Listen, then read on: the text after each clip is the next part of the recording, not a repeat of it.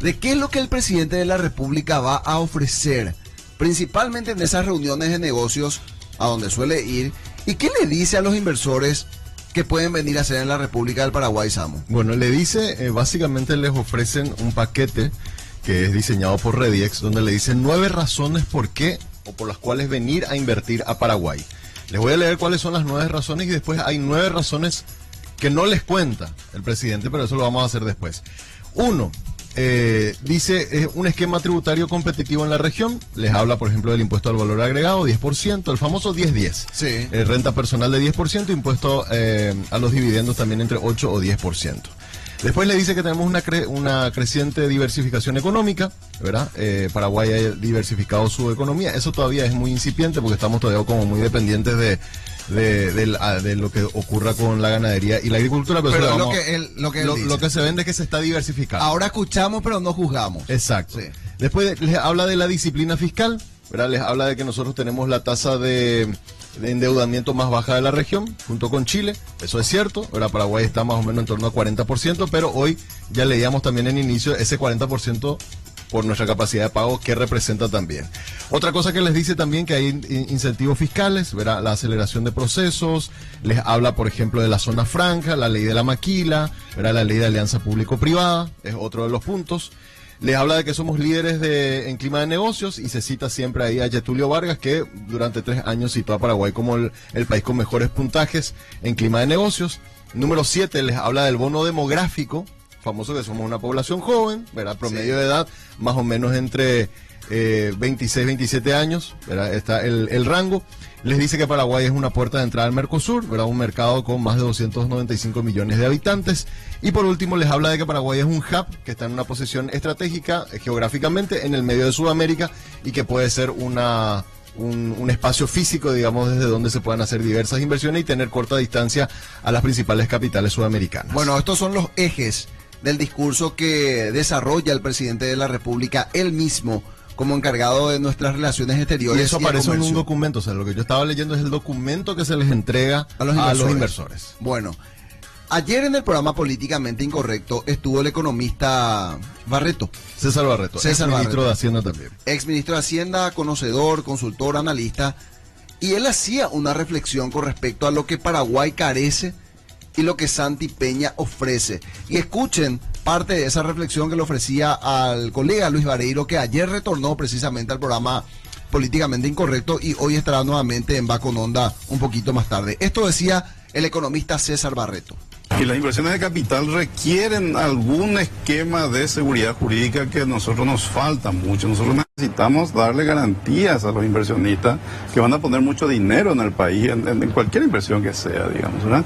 Entonces, esas debilidades nosotros tenemos que o hacer acuerdos en los que garantizamos ciertas cosas y hacemos inversiones conjuntas para desarrollar el capital humano por un tiempo, como que subsidiamos un tiempo. O sea, hay que hacer acuerdos que no solamente decir el Paraguay está para recibirle y ya está, ¿verdad? Entonces, yo creo que hay que valorar el trabajo que está haciendo el presidente Santiago Peña porque hace falta eso. Lo que creo que no podemos sobrevender porque eso dura muy poco tiempo, porque vos te vas y sobrevendes algo, viene la gente a mirar lo que hay y encuentra algo que es distinto y terminás probablemente, si diste un paso por ahí retrocediste 3 después de que ellos vienen a hacer una evaluación.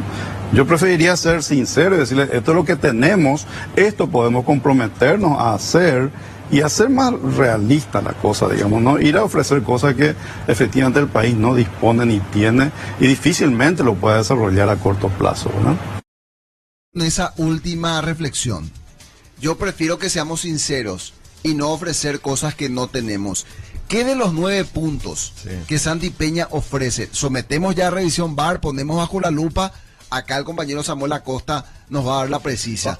¿Qué de esos 9 puntos no son reales? Y vamos a mirar un gráfico, no sé si tienen a mano, recién pasé un gráfico que hay una comparación de cómo se atrae inversión extranjera directa. Brasil, por ejemplo, se lleva el 40% de toda la inversión extranjera directa en la región, México el 13%, Chile el 9%, Colombia el 7%, Argentina 6%, Argentina con todos los problemas que tiene a nivel económico incluso es el 6.9%, Perú el 4%, Uruguay 4.2%, Ecuador 0,4 y Paraguay 0,2. O sea, en el último lugar está Paraguay. Y uno se pregunta, ¿por qué Paraguay está tan bajo en inversión extranjera directa?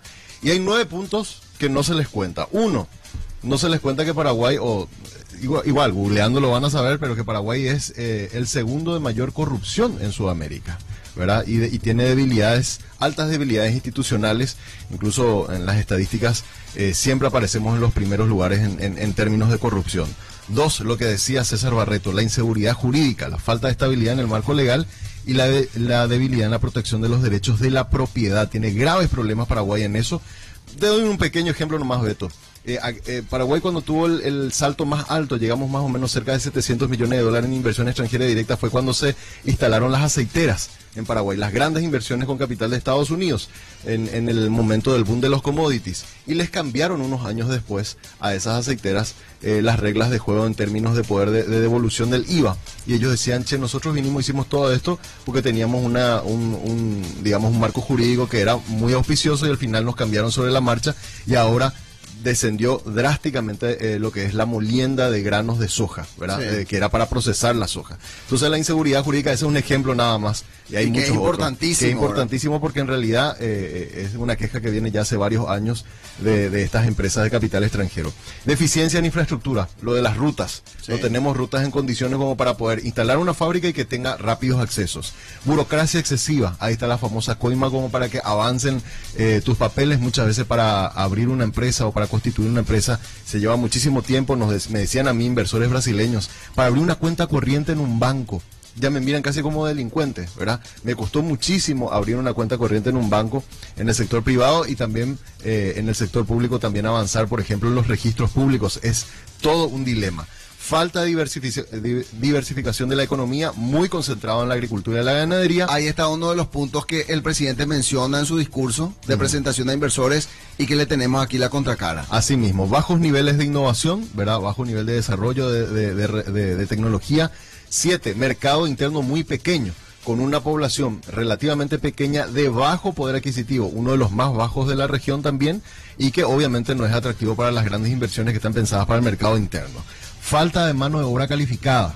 Que era justamente lo que ayer estaba reflexionando César Barreto. Un grave problema que tiene Paraguay, muy pocas personas con diplomación técnica, muy pocos profesionales también. De hecho, yo les contaba el viernes que una empresa, destacaba el Ministerio de Industria y Comercio que hubo registros de personas que van a dedicarse al sector servicios, pero el 66% de los nuevos empleos que se crearon son de mano de obra no calificada. Solamente un 25% son profesionales, ¿verdad? Sí. Lo que demuestra también los niveles de calificación que tiene nuestra mano de obra. Y por último, los riesgos cambiarios y financieros del país. Aunque goza de cierta estabilidad macroeconómica, la volatilidad de su mercado en términos del dólar y todo eso también generan unos riesgos que nunca se le cuenta al inversor. Entonces, ¿qué es lo que pasa? Vienen, exploran el país, conocen la contracara de lo que está pasando realmente en Paraguay, además de las ventajas, y finalmente muchos de ellos no deciden quedarse, y los que se arriesgan a quedarse después se dan cuenta que los niveles de retorno no son lo que inicialmente habían esperado. Y ojo que el economista César Barreto no cuestionaba los viajes del presidente. Está bien que lo siga haciendo, celebramos,